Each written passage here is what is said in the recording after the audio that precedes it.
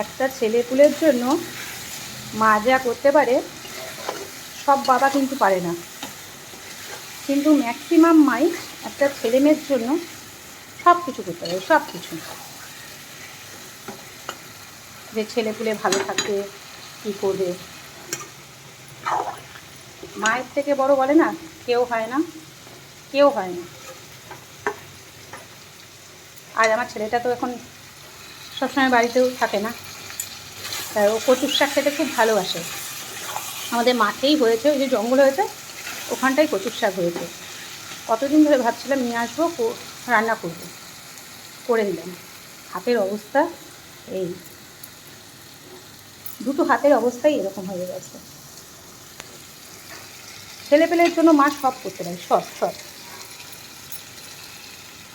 তুমি একটা মেয়ে যদি কেউ বলে না খারাপ, দেখবে সে কার জন্য হয়েছে, হয় ছেলে মেয়ে না ফ্যামিলি, তাই না? কিন্তু বাবারা কিন্তু এটা করতে পারে না, এই জিনিসটা।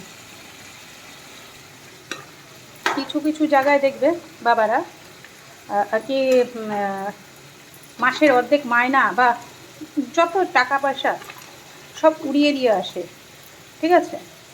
বুঝতেই পারছো কোথায় উড়িয়ে দিয়ে আসে, কিন্তু ঘরে হয়তো দেখবে ছেলে বউ এদেরকে খেতে দিচ্ছে না, কিন্তু 5,000 10,000 করে উড়িয়ে দিয়ে আসছে।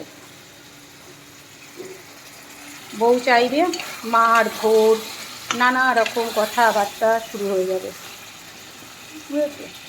বাবা আর কি পারে না, আমি বলছি না সব বাবা না, আর কি তার মধ্যে আর কি 90% বাবাই এই টাইপের হয়।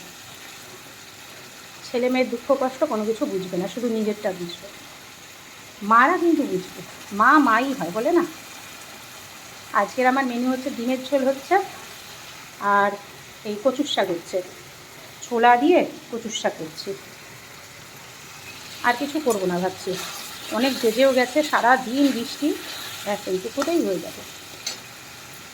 আজ এ পর্যন্তই রইল রান্না।